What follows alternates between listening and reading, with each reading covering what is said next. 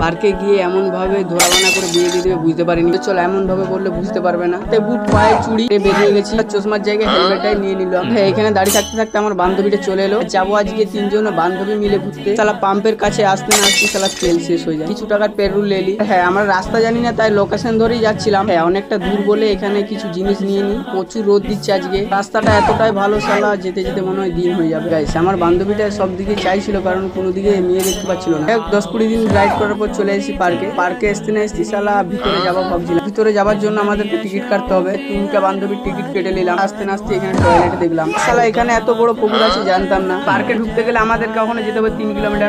3 kilometre আসার পর পেয়ে গেলাম পার্কে।